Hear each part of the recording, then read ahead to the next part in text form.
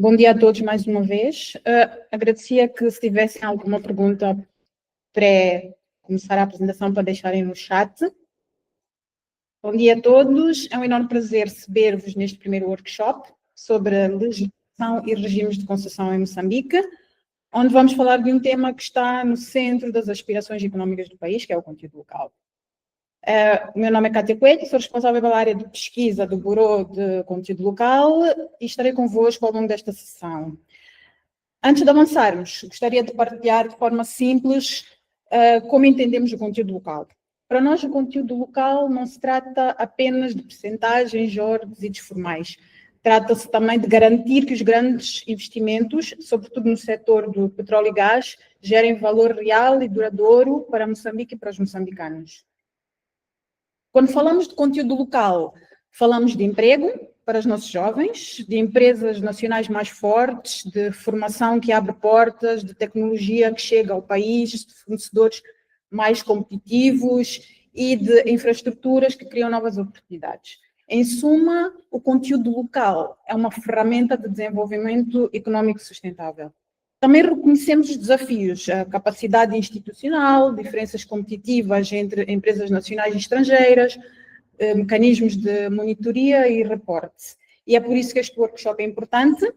Hoje vamos analisar a legislação existente, discutimos as implicações práticas e como já há uma segunda versão da proposta de lei de conteúdo local, iremos apresentar uma comparação entre a primeira e a segunda versão. Este workshop também surge, portanto, neste momento, e vou agora, só para garantir uma sessão bem organizada, deixo aqui apenas 3 orientações rápidas. Os oradores terão tempos definidos para garantir uma sessão fluida, peço que mantenham os micros desligados, esta sessão vai ser gravada apenas para uso interno e podem enviar perguntas no chat ou para o nosso e-mail, e todas serão respondidas após o workshop, para os e-mails que vocês nos forneceram.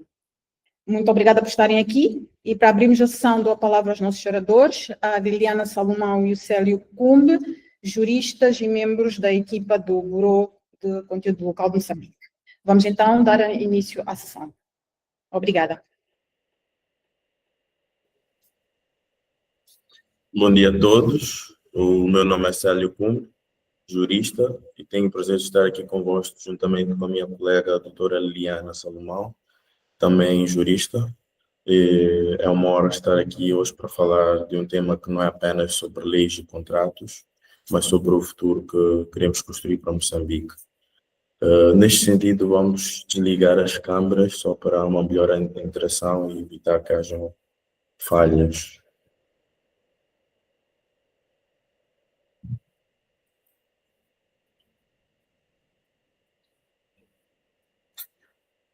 Neste sentido, quando falamos de conteúdo local, estamos a falar de um sonho, o sonho de ver a riqueza que sai do nosso solo a transformar a vida das nossas comunidades. E este sonho assenta em 7 pilares essenciais, que são a nossa bússola. Pensem neles como uma lista, como os ingredientes de uma receita para o sucesso. Primeiro, e talvez o mais importante, a criação de empregos e estágios para os nossos jovens. Queremos que um jovem de Palma, de Bemba, de Maputo, olhe para esta indústria e veja um futuro para si. A geração de novos negócios para as empresas nacionais. Queremos ver o pequeno empresário, a PME, a crescer e a tornar-se um fornecedor de classe mundial. Terceiro, a capacitação e formação profissional, porque não basta dar o emprego, é preciso dar as ferramentas para que os nossos trabalhadores sejam os melhores. O acesso ao financiamento, o grande obstáculo que impede muitas das nossas empresas de competir. A participação ativa das comunidades locais, para que sintam que os projetos são seus também. A construção de parques industriais, para criarem ecossistemas de desenvolvimento que durem para além do gás. E, finalmente, a atração de mais investimento, porque esta jornada precisa de parceiros que acreditem em Moçambique. São estes 7 sonhos que a nossa legislação tenta transformar em realidade. E a oportunidade para realizar estes sonhos é real e gigantesca. Os números que vemos neste slide não são apenas estatísticas, são a prova do potencial transformador que temos em mão. Quando a Total Energy No projeto Moçambique LNG gasta US$ 1 bilhão em conteúdo local num só ano, como fez em 2023. Isso significa que mais de US$ 1.000 milhões entraram na nossa economia. Foram para empresas moçambicanas, para salários de trabalhadores moçambicanos.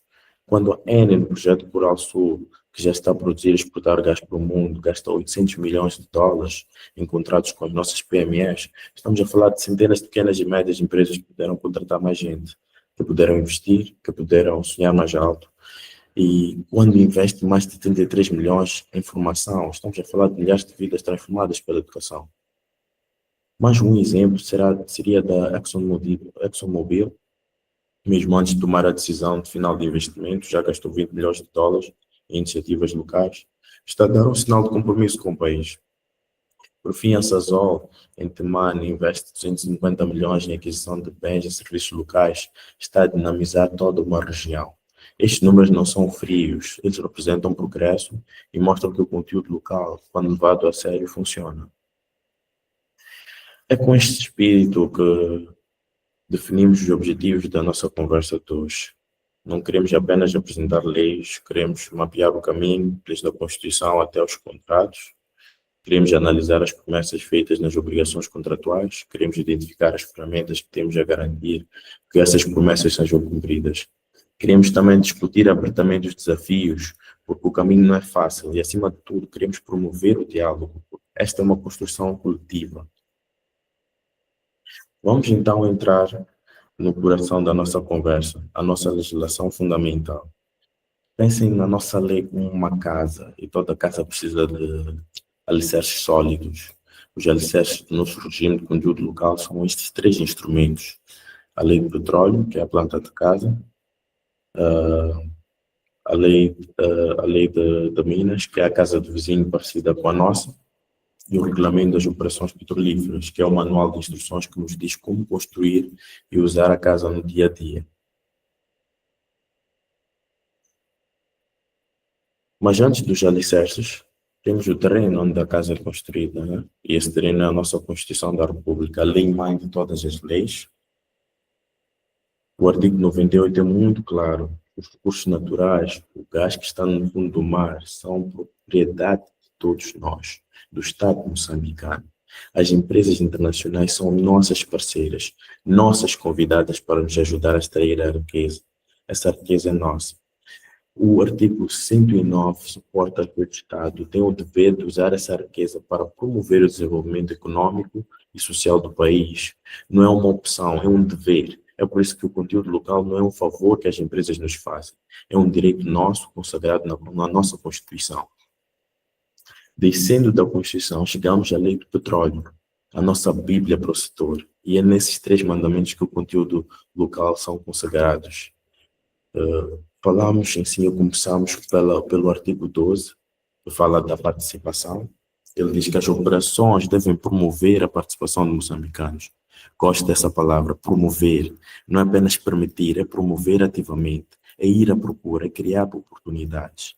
O artigo 13 fala da promoção do empresariado nacional. Ele obriga o governo a criar mecanismos para que as nossas empresas participem. Ou seja, não basta dizer que as empresas para comprarem localmente, é preciso criar condições para que as empresas locais possam vender. E o artigo 41 fala das aquisições de bens e serviços. Ele estabelece a regra de preferência entre o produto estrangeiro e o produto local. Se ambos tiverem condições competitivas, a lei diz escolha de casa.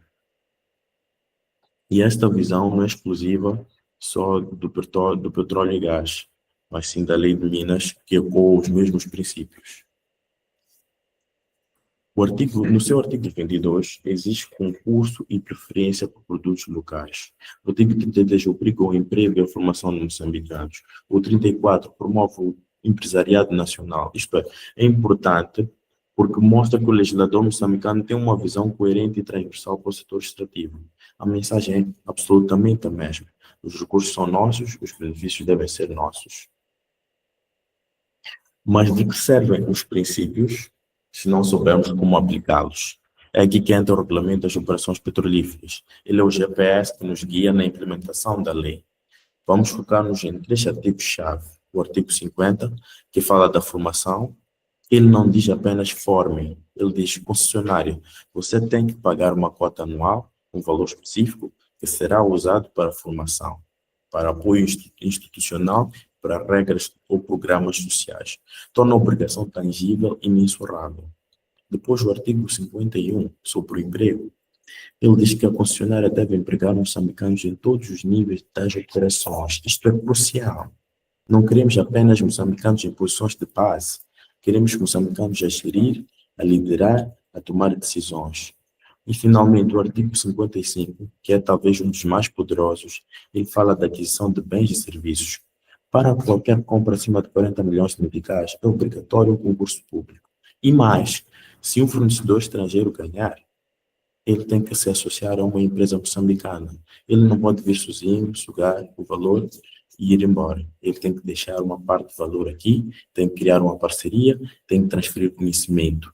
Este artigo, por si só, é uma ferramenta potentíssima para o desenvolvimento do nosso empresariado. Mas não estamos parados. O mundo muda e a nossa legislação também precisa evoluir. É por isso que temos em cima da mesa uma proposta de lei de conteúdo local. Nestes slides, vemos a evolução entre a primeira e a segunda versão, o que nos mostra que este é um processo vivo e de diálogo e melhoria contínua. O que esta nova lei pretende?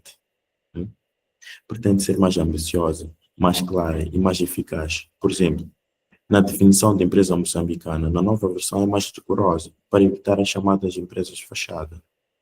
Ela introduz o conceito de reservas de mercado, que é um passo muito rigoroso, muito corajoso. Significa que certas atividades, como o catering ou a segurança, poderão ser 100% reservadas para as empresas de capital moçambicano. É uma forma de proteger e incubar os nossos campeões nacionais. Talvez a maior novidade seja a criação da agência de conteúdo local, que na segunda lei é a autoridade, né? Pensem nisto como uma entidade única, com poder, orçamento, focada 24 horas por dia em garantir o conteúdo local, que o conteúdo local aconteça. Uma agência não só fiscaliza, mas também ajuda as nossas PMEs a crescer, que as certifica e que as defende, né?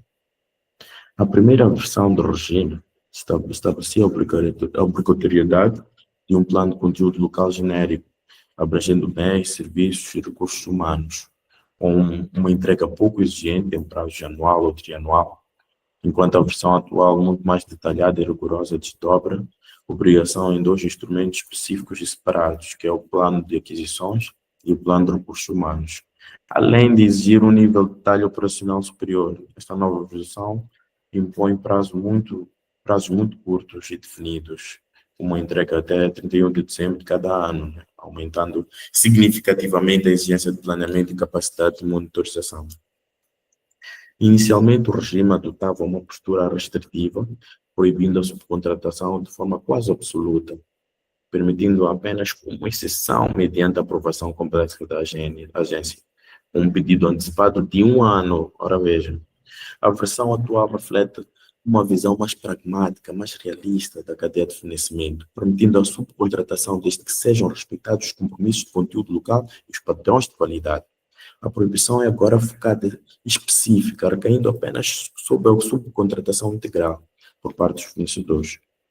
Isso beneficia que as margens de preferência e exclusividade sejam garantidas, assim que o benefício da lei não é desvirtuado, certo? Depois disso, temos já as sanções, também são agravadas. As multas passam a ser uma porcentagem de valor do contrato, o que significa que um contrato de milhões, a multa será igualmente pesada. É uma forma de dizer, incumprimento, sai caro. E, finalmente, a proposta cria também um fundo de desenvolvimento de conteúdo local. Uma parte das receitas do gás será diretamente canalizada para financiar a capacitação das nossas empresas, para lhes dar acesso a crédito, para ajudar a competir, é, no fundo, usar o dinheiro do gás para semear o futuro da nossa economia. O regime, já entrando para o regime da bacia, muito bem. Examinamos o quadro geral, o legal geral para o conteúdo local. Agora é o momento de focar no epicentro da nossa revolução energética, a bacia do Rovuma. Por se tratar de um ativo estratégico de valor excepcional, o governo criou para esta região um regime jurídico especial. É uma legislação mais robusta, mais exigente, feita à medida para os megaprojetos que ali se alistam. Podemos dizer que a lei da joia da coroa, concebida para maximizar o seu impacto transformador em Moçambique, tem um regime especial sustentado em dois pilares fundamentais, que funcionam em perfeita sinergia. O primeiro pilar, o estratégico, Decreto-Lei 2/2014, é a Lei Quadro. Ele que estabelece a visão ambiciosa, a preferência obrigatória por fornecedores nacionais, a criação de clusters industriais em Cabo Delgado e programas obrigatórios de capacitação. É o quê e o porquê. O segundo pilar, o operacional, e aqui está a grande novidade, o Diploma Ministerial 55/2024. Este é o Manual de Instruções Definitivo. Ele traduz os princípios da lei em regras práticas, com percentuais, prazos, procedimentos e mecanismos de fiscalização muito concretos. Incorpora as lições aprendidas e garante que a execução no terreno é efetiva. E a que realidade concreta se aplica este regime tão exigente? Aplicam-se aos gigantes que estão a colocar Moçambique no mapa global. Na área 1, por exemplo, temos o colossal Moçambique LNG, liderado pela Total Energies. Na área 4, temos duas realidades. Celebramos o Coral Sul, operado pela Eni, que já está em produção a exportar gás para o mundo. E temos o projeto futuro onshore Rovuma LNG, uma parceria de peso entre a Exxon e a Eni. Juntos, esses projetos representam um investimento agregado que se aproxima dos 60 mil milhões de dólares. É um volume e uma complexidade que exigem um enquadramento jurídico à altura. A lei especial existe precisamente para garantir que esta riqueza gerada se traduz em desenvolvimento sustentável e palpável para o país. Tudo isto soa bem no papel, mas a pergunta crucial é: está a funcionar na prática? A resposta é sim. E a melhor prova são os casos concretos que já podemos observar no terreno. Por exemplo, no catering, onde a lei exige 100% da participação local, vimos a Eni a contratar a empresa moçambicana Kuduma para os serviços de alimentação do Coral Sul. No transporte, com cotas que chegam a 80%, a Total Energies adjudicou um contrato maioritário à Barlow World Moçambique para a gestão da sua frota. Na construção de infraestruturas, que exige parcerias, o aeroporto de Afuns foi construído pela Mota-Engil em consórcio com a nossa Construmat. Nos serviços técnicos, onde a lei obriga a transferência de conhecimento, a Eni estabeleceu uma parceria estratégica com uma empresa nacional, Conduto, formando técnicos moçambicanos em áreas de alta especialização. Estes não são meros nomes de empresas, são histórias de sucesso do conteúdo local moçambicano. São prova viva de que, com uma legislação clara e uma implementação determinada, conseguimos transformar o potencial do gás em empregos reais, capacitação real e desenvolvimento empresarial para Moçambique. Muito bem. Estabelecemos o contexto completo, compreendemos a importância estratégica das reservas de gás de Moçambique, os 7 pilares de conteúdo local, como Moçambique se compara com outros países africanos, mergulhamos na legislação fundamental, desde a lei do petróleo até o regime especial da bacia do Rovuma. Agora vou passar a palavra à doutora Liliana Salomão, que vai explorar a legislação complementar que sustenta todo este sistema e depois apresentar a resposta para algumas das questões colocadas. Liliana, a palavra é tua. Muito obrigada, Célio. Bom dia a todos presentes neste workshop. Como bem apresentou meu colega, eu chamo Liliana Salomão e faço parte da equipe técnica, neste caso, do Bureau de Conteúdo Local. Bom, foi-me incumbida a tarefa de abordar sobre a legislação complementar e sobre os acordos e regimes de concessão. Destacar desde já que, por exemplo, a legislação complementar nós consideramos como toda aquela lei que tem alguma correlação com o conteúdo local. Destacar desde já, por exemplo, vamos abordar sobre a Lei de Trabalho, que é a primeira lei complementar ou legislação complementar. Temos a Lei de Trabalho, que é a lei número 13/2023. Esta lei versa tem como base a relação entre o empregador e o trabalhador. Visa, sobretudo, garantir aqui a questão da produção de mão de obra nacional. Por exemplo, de que modo o conteúdo local pode ter uma correlação com esta lei? Por exemplo, no meio do artigo 33, no seu número 1, fala sobre trabalhador estrangeiro. Ela visa, sobretudo, garantir a questão da substituição de estrangeiros. De que modo? Por exemplo, havendo aqui a integração de trabalhadores moçambicanos qualificados e que estes mesmos trabalhadores moçambicanos eles consigam ocupar cargos de maior complexidade técnica, gestão e administração de empresas. Não só por aí, mas esta lei também, por exemplo, garante a questão, por meio de artigos 240 a 256, aquilo que são programas de emprego, orientação e formação profissional. Então, por meio desta lei de trabalho, não só temos que pensar na questão de que estes investidores, eles vão assumir a posição de empregadores, é necessário estabelecer e compreendermos como é que esta relação, o que esta lei tem em cuidado em termos de conteúdo local. É aí que nós conseguimos perceber perfeitamente que está em vista, sobretudo, garantir aqui aquilo que é expatriação e haver aqui oportunidade destes moçambicanos ocuparem estas posições por meio de programas de emprego, orientação e formação profissional. Em seguida, nós temos a lei das micro, pequenas e médias empresas, que é a lei número 7/2024. Esta lei visa, sobretudo, garantir aquilo que é o fortalecimento neste caso, dos fornecedores locais e também da preferência às empresas nacionais. De que modo? Por exemplo, o artigo 13, no seu número 1, destaca aqui a questão da contratação de bens e serviços pelas grandes empresas. De que modo? Já obriga, neste caso, as grandes empresas, por exemplo, a terem que fixar uma cota anual daquilo que é o seu orçamento para que haja a contratação de bens e serviços fornecidos e prestados pelas micro, pequenas e médias empresas. De que modo? Estamos aqui a dizer que as concessionárias, para além de prestarem aquilo que são os seus serviços, explorar os nossos recursos, têm que garantir, sobretudo, uma cota que é para despender em termos de aquisição de bens e serviços que sejam fornecidos pelas micro, pequenas e médias empresas. Não só por aí, mas, por exemplo, também em termos de transferência de conhecimento e inovação, por meio do artigo 23. Estamos sempre a frisar o fato de que as micro, pequenas e médias empresas, elas não têm capacitação, não são capacitadas para servir e prestar serviços às concessionárias. Então, para acautelar esta situação, por exemplo, daí que eu reforcei que esta lei visa, sobretudo, proteger e fortalecer aquilo que são as micro, pequenas e médias empresas. Por exemplo, para a questão de transferência de tecnologia, a lei já destaca, por meio do artigo 23, que haverão iniciativas que serão orientadas, por exemplo, para a transferência de conhecimento e inovação. Neste caso, as micro, pequenas e médias empresas que queiram se beneficiar de transferência de tecnologia, de conhecimento, haverão financiamento. Nós já estamos aqui sempre a frisar o fato de que já existem incubadoras, bancos e outros organismos que são responsáveis também por financiar. Então, se a questão é a transferência de tecnologia, há sim financiamento para as micro, pequenas e médias empresas, desde que elas cumpram com os requisitos estabelecidos. Não só isso, mas, por exemplo, também haverá espaço para que haja formação profissional.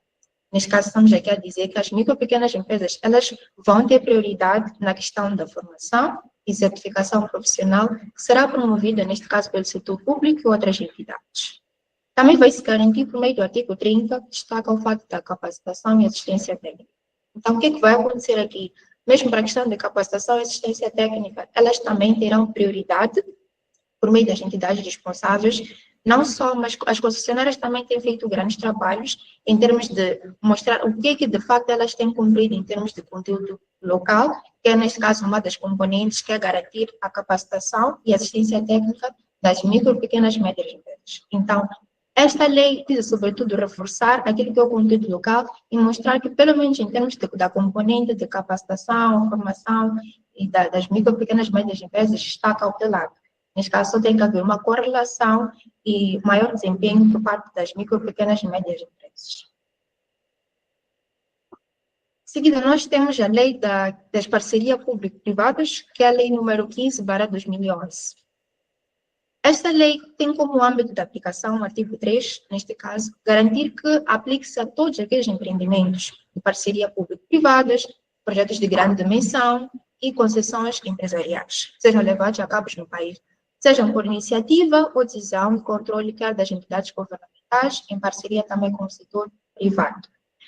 Bom, esta lei tem como finalidade principal em todos estes empreendimentos, por exemplo, no empreendimento do projeto de grande dimensão e concessão empresarial, garantir, neste caso, que haja capacidade nacional de exploração. não só vai dar espaço que as concessionárias explorem os nossos recursos, mas tem que haver um aproveitamento eficiente desses recursos. Mas de que modo nós vamos conseguir perceber que, de facto, está aqui a haver uma exploração e uso racional? É que nós vamos conseguir perceber na prática se houver aquilo que é a satisfação das necessidades do mercado interno ou externo. Neste caso, propiciando a geração ou poupança de recursos financeiros e cambiais para o país.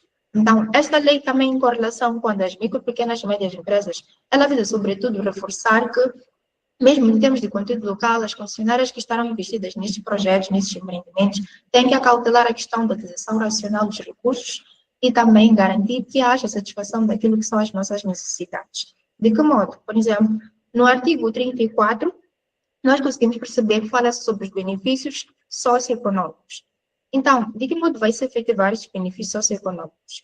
É que os contratos de concessão, as concessionárias devem ter atenção que cada contrato de concessão deve conter sempre cláusulas que vão explicitar, neste caso de forma expressa, aquilo que são os benefícios socioeconômicos. E quais são esses benefícios socioeconômicos? Estamos aqui a falar, por exemplo, da questão da criação, reabilitação e ampliação de infraestruturas.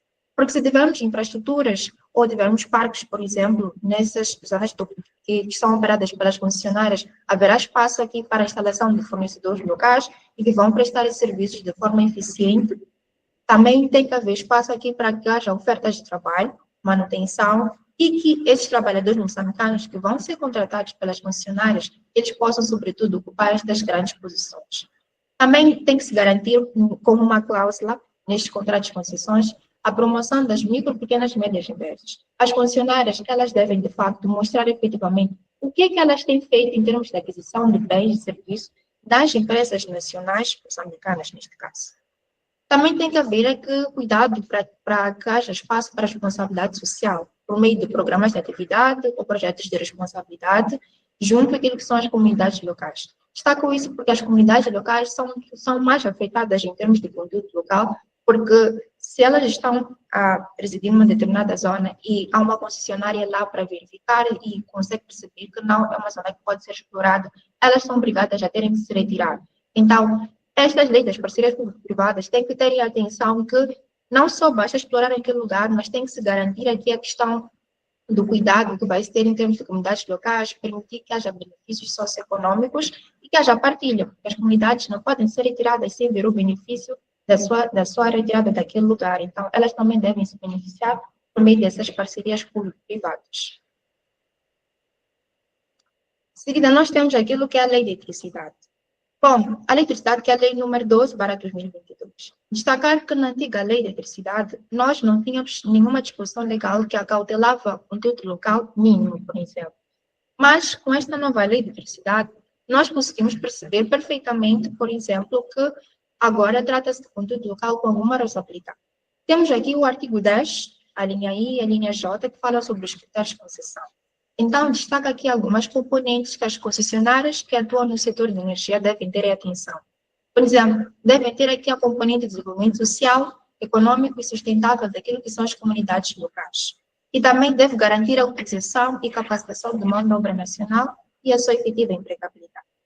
Não só isso, mas, por exemplo, no meio do artigo 13, destaca o fato de que também tem que apresentar um plano de conteúdo local.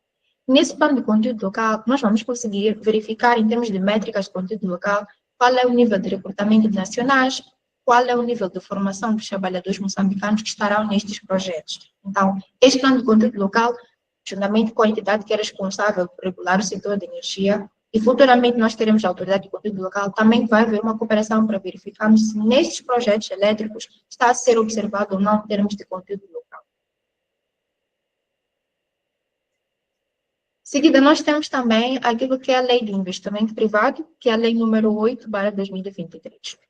Esta lei também visa garantir e chamar a atenção àquilo que são os investidores estrangeiros nacionais, que, por meio do artigo 5, por exemplo, tem que se acautelar aquilo que são os objetivos destes investimentos por parte dessas concessionárias. Por exemplo, tem que se acautelar a questão da manutenção do número de postos de trabalho no território nacional. Então, tem que haver aqui métricas para se avaliar até que ponto há recrutamento de nacionais. Tem que haver também a qualificação profissional dos trabalhadores. Quer dizer, não basta só se atribuir postos de trabalho se esses moçambicanos depois não vão sair devidamente qualificados. Futuramente os projetos vão findar, então há necessidade de verificarmos se esses trabalhadores moçambicanos podem dar continuidade em termos de conhecimento.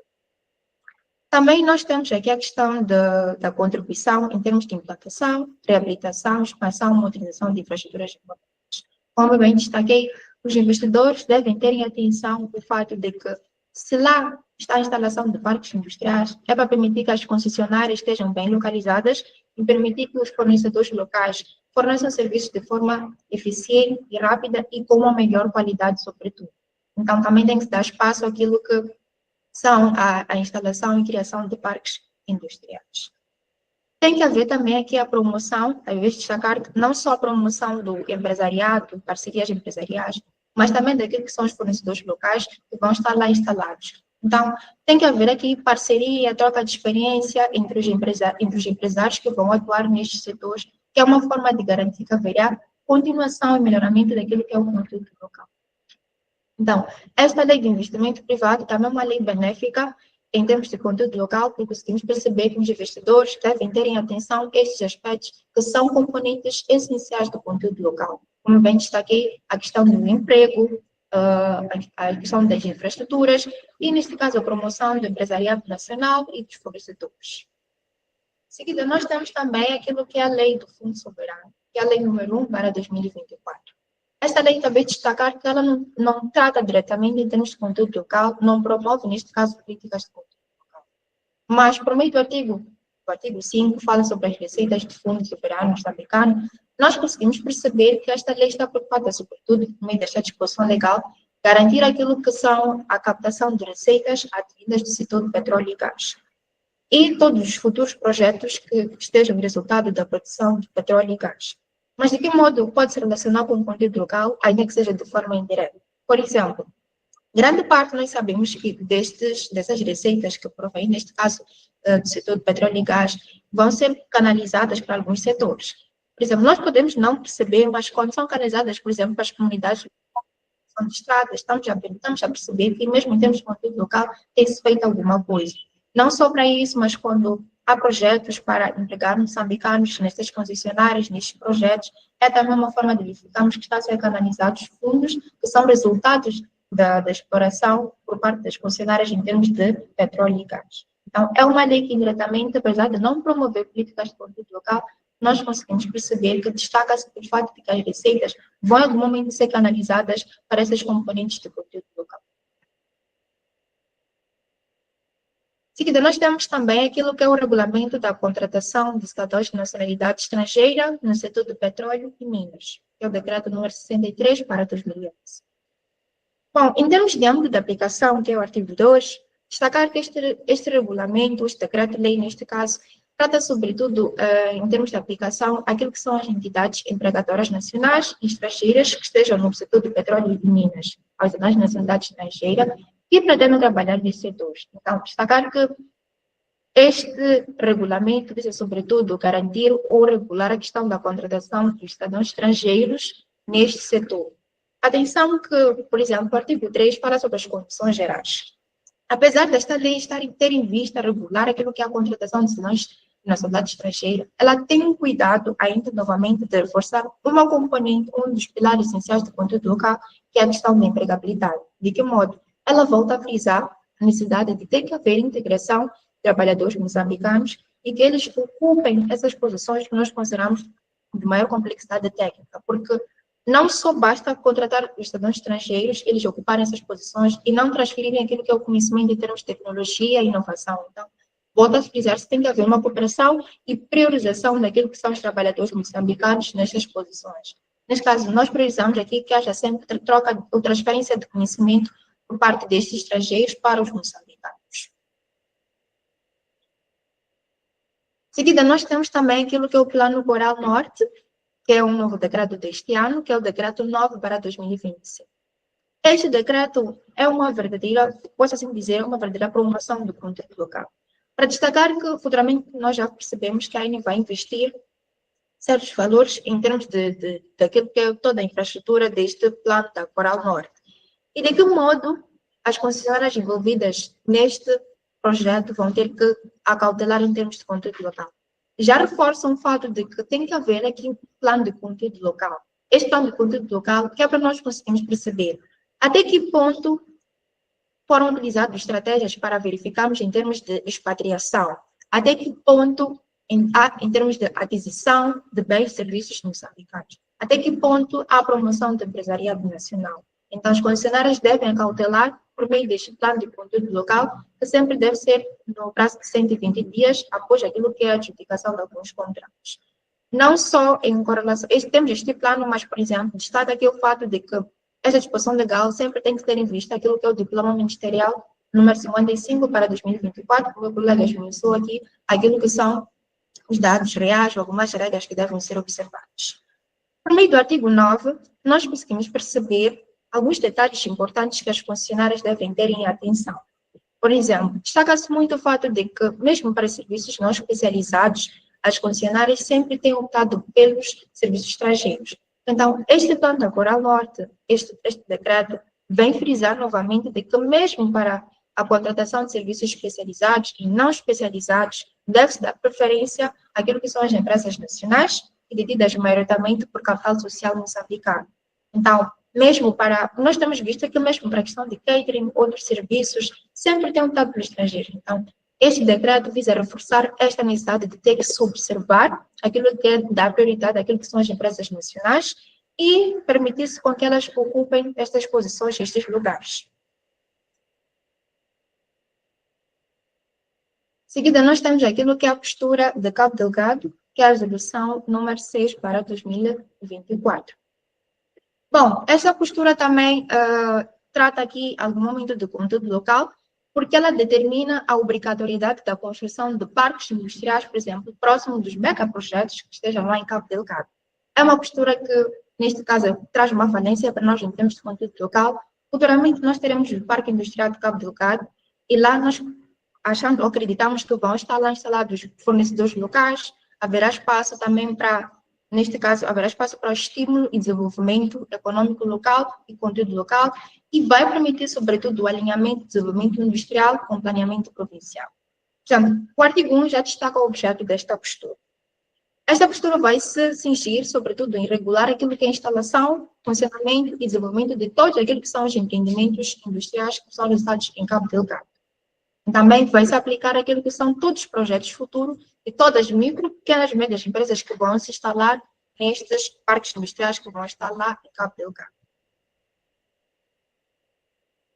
O artigo 2 destaca aqui sobre o âmbito da aplicação, novamente, que aplica-se a todos aqueles que são os empreendimentos industriais que vierem a ser instalados na província, normalmente, por exemplo, os de micro, pequenas e médias empresas. Então, destacar que todas as micro, pequenas e médias empresas que vão desenvolver projetos nestes parques industriais, ao lado dos megaprojetos, também terão espaço em termos desta postura de regulamentação. Em seguida, nós temos aquilo que são os princípios e objetivos desta postura. Bom, para além dos parques industriais, também tem que se ter em vista, sobretudo, garantir programas de responsabilidade social empresarial para a indústria extrativa.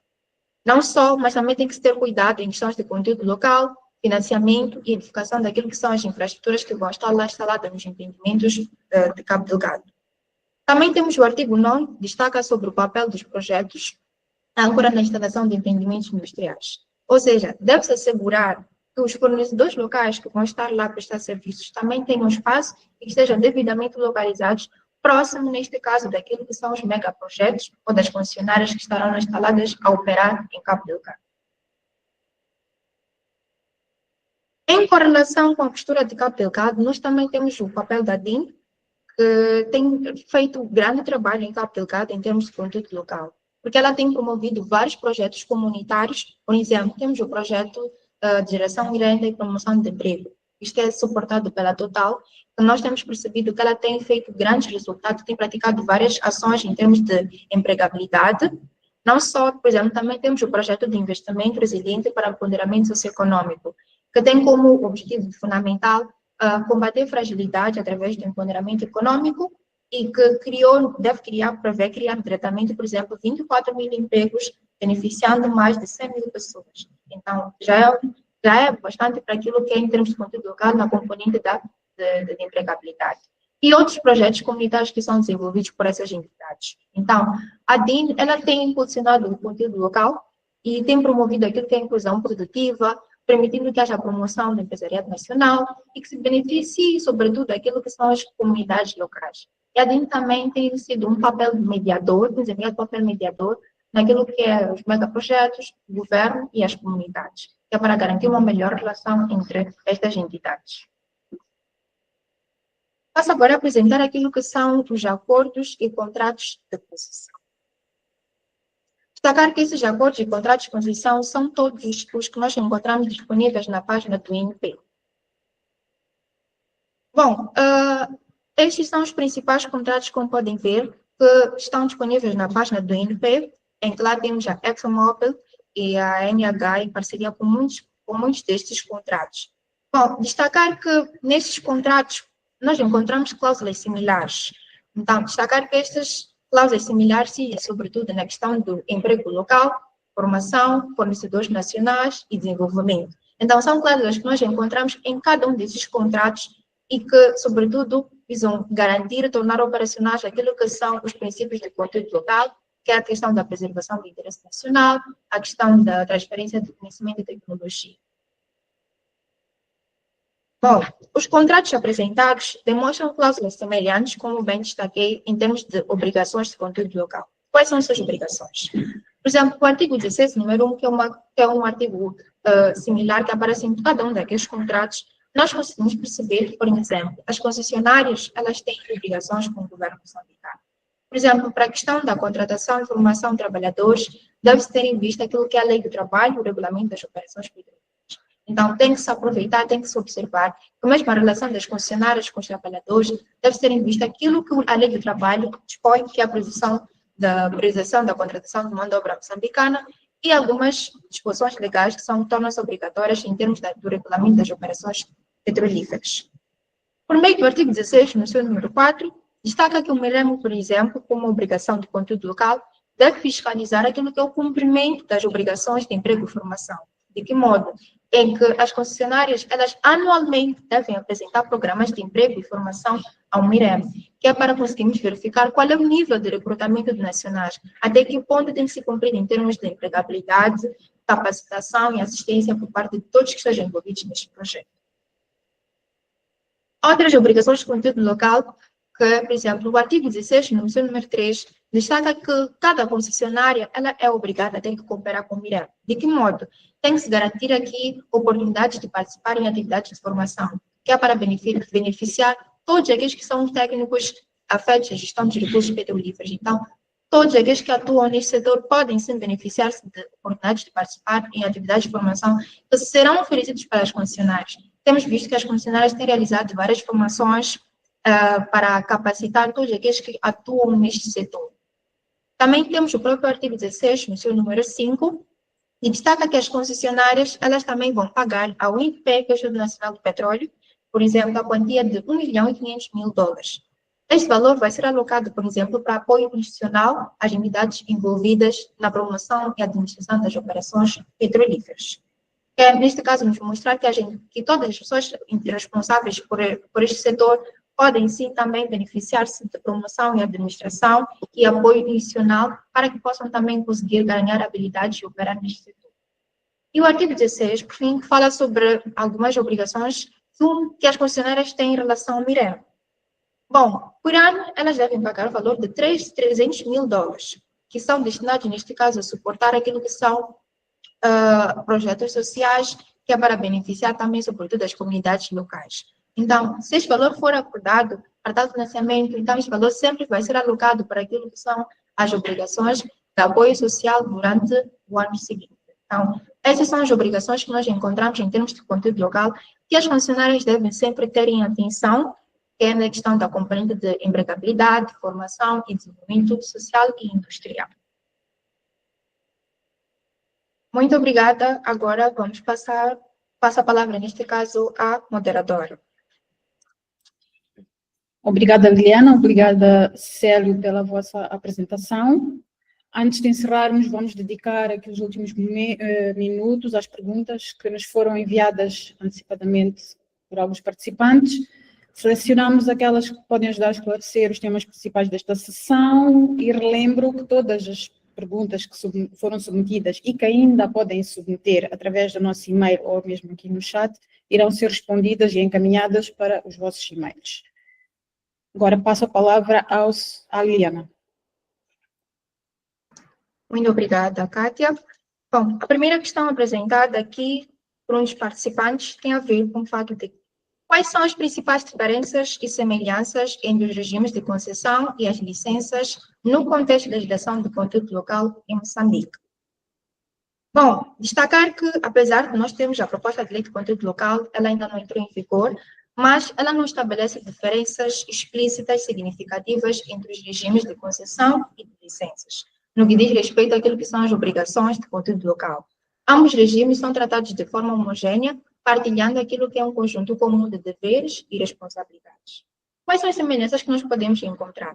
Por exemplo, tanto para as entidades titulares de contratos de concessão e como aquilo que são as detentoras de licenças para as operações petrolíferas específicas, nós podemos encontrar os seguintes pontos. Por exemplo, submissão de planos de conteúdo local. Então, as entidades que operam neste setor, tanto de licenças como de contratos de concessão, devem ser obrigadas a terem que promover, neste caso, submeter planos de conteúdo local, que é para averiguarmos todos aqueles requisitos que nós vamos elencando ao longo da nossa apresentação. Também devem ter relatórios de cumprimento. Esses relatórios de cumprimento vão ser sempre exigidos, que é para nós conseguirmos verificar, nesse caso, e garantir o monitoramento do desempenho por parte das concessionárias sobre a questão do conteúdo local, questão de empregabilidade, aquisição de empresas, como também de outros pontos necessários. E deve estar sempre em harmonia, por exemplo, com o Diploma Ministerial número 55/2024, que estabelece, por exemplo, a obrigatoriedade de um relatório de emprego, formação e contratação trimestral, que vai ser sempre submetido ao INPE. Também tem que haver aqui a inclusão, por exemplo, de uma cláusula contratual. Como eu destaquei, em qualquer uma das legislações complementares, é necessário que todos estes contratos insiram uma cláusula de conteúdo local, que é para prevermos até que ponto o conteúdo local vai ser observado e vai ser respeitado por cada uma das concessionárias. Tem que haver também programas obrigatórios. Estes programas obrigatórios, em ambos os regimes, devem se implementar, por exemplo, programas de emprego, com preferência para as nacionais, programas de educação, que são bolsas de estudo que devem ser disponibilizadas, e deve-se promover, por exemplo, a associação com entidades nacionais. E também tem que haver aqui a fiscalização e sanções, que vão estar sempre sujeitas à mesma estrutura de fiscalização e o mesmo regime sancionatório em caso de incumprimento. Futuramente, nós, por exemplo, teremos a autoridade de conteúdo local, que será a entidade responsável para fazer essa fiscalização e aplicar devidas sanções se as concessionárias não forem a observar.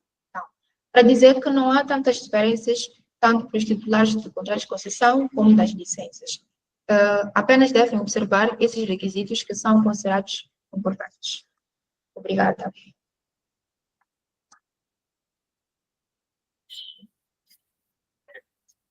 Dando continuidade à sessão de questões, a segunda questão que nos foi colocada é como a legislação de conteúdo local no setor de hidrocarbonetos se harmoniza com a lei de Minas, em termos hierárquicos, como estas leis se posicionam. Em termos hierárquicos, a lei de petróleo e a lei de Minas são irmãs. Ambas são leis ordinárias aprovadas pela Assembleia da República e, portanto, têm o mesmo peso. Nenhuma se sobrepõe à outra e ambas estão, claro, abaixo da Constituição. O diálogo entre elas é fascinante. Elas não falam diretamente uma com a outra, mas cantam a mesma canção, certo? Ambas partilham a mesma visão estratégica do legislador, a de que a exploração de recursos naturais deve servir como uma alavanca para o desenvolvimento nacional. Como vimos na apresentação, os artigos sobre o conteúdo local em ambas as leis são muito semelhantes, falando de preferência na contratação, emprego e formação.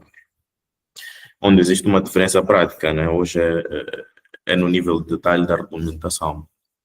O setor de petróleo e gás, especialmente com o regime da Bacia de Rovuma, tem um manual de instruções, regulamentos e diplomas muito mais detalhados e exigentes do que o setor mineiro. É como se para uma casa tivéssemos um manual de 50 páginas e para uma outra um de 5 páginas. É precisamente este o objetivo da discussão em torno de uma futura lei de conteúdo local transversal, criar um único manual de instruções robusto e detalhado para todo o setor extrativo. garantindo que a canção seja cantada da mesma forma, com a mesma força em toda a indústria.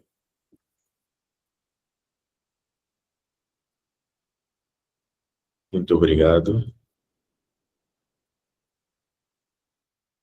Obrigada, Célio. Nós temos aqui uma terceira pergunta, mas tivemos aqui um problema com a apresentação que ficou parada.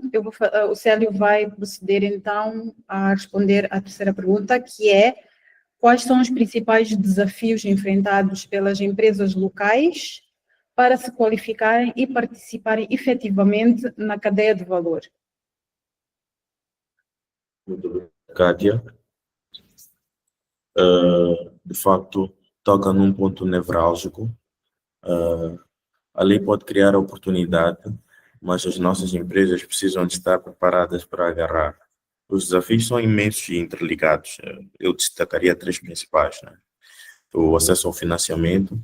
Este é talvez o maior de todos, né? Uma empresa local pode ter a competência técnica, mas para fornecer um serviço ou um megaprojeto precisa de capital para investir em equipamento, para pagar salários, garantir o fluxo de caixa. E a nossa banca comercial ainda tem dificuldade em financiar o setor de oil and gas devido ao risco e à falta de garantias. Sem acesso ao crédito é quase impossível competir. Um segundo ponto que poderia referir seria a certificação em padrões de qualidade. A indústria do oil and gas opera com padrões de segurança, saúde e ambiente extremamente rigorosos. Obter as certificações internacionais como as ISO é um processo caro e complexo. Então, muitas das nossas PMEs, mesmo sendo tecnicamente competentes, não conseguem ultrapassar esta barreira burocrática e financeira. Para terminar, até poderia salientar a capacidade técnica e de gestão. Embora tenhamos muita competência em Moçambique, a escala e a complexidade deste projeto uma capacidade de gestão de projetos, de logística e uma especialização técnica que muitas das nossas empresas ainda estão a desenvolver. Então, a falta de experiência em projetos desta dimensão é um obstáculo real.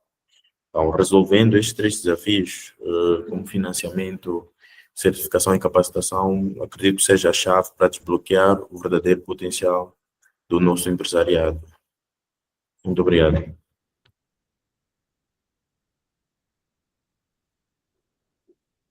Obrigada, Célio. Ainda temos espaço para responder mais algumas questões, que eu vou agora pôr, vai ser a Liliana a responder, que é: por que tanta demora e várias versões na aprovação da lei de conteúdo local em Moçambique? Em relação a esta questão, destacar que o fato de que o conteúdo local é um dos setores que sempre foi gerado como estado de debate a nível de Moçambique. Então, é uma daquelas componentes sensíveis que há necessidade de haver cautela para se cuidar e acautelar todas aquelas que são os pontos essenciais. Daí que nós tivemos várias versões e que não foram aprovadas. Só que este ano decidiu-se que temos que implementar aquilo que são para observar aquilo que são as funcionárias em termos de obrigações de conteúdo local. Por exemplo, nós temos a primeira proposta da versão de lei de conteúdo local, que foi objeto também de auscultação, foram debatidas várias questões. Percebemos que há a necessidade de ter que se acautelar e cuidar de muitas questões essenciais sobre o conteúdo local e garantir também o equilíbrio por parte das concessionárias, todos aqueles que são stakeholders relacionados com essa área de petróleo e gás, por exemplo. Daí que temos essa segunda versão, foi mais aprimorada e que contém mais, posso assim dizer, que é uma segunda proposta mais robusta e que contém muitos pontos essenciais que foram discutidos no âmbito da exploração.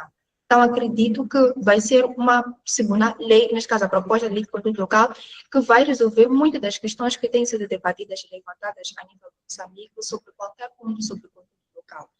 E, sobretudo, garantir que a demora também é porque esta lei de conteúdo local ela tem que estar em harmonia com as outras leis, por exemplo, a lei de minas, a lei de petróleos. Daí que surge a necessidade também de ter que se harmonizar, estar em sintonia com qualquer das legislações. E agora nós sabemos que há uma segunda proposta, que está em objeto de observação pelo MIREM, mas que futuramente vai haver uma votação e que depois vai entrar em debate para o Parlamento, para que futuramente seja aprovada. E observamos que, neste caso, a cautela e cuida de todas aquelas que são os pontos essenciais que foram levantados no nome das auscultações e são consideradas situações pertinentes e preocupantes para todos que são stakeholders, que são relacionados ou que têm interesse na área de conteúdo local. Obrigada. Ainda temos tempo para responder mais uma questão, que vai ser: existem mecanismos ou incentivos fiscais específicos para o desenvolvimento da capacidade da mão de obra local previstos na legislação?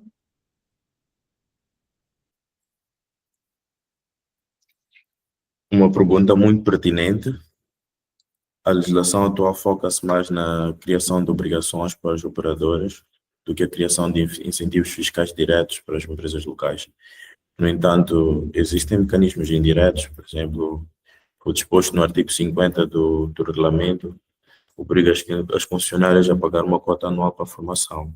Este valor é gerido pelo governo e usado para financiar programas de capacitação e bolsas de estudos, o que beneficia diretamente a mão de obra local.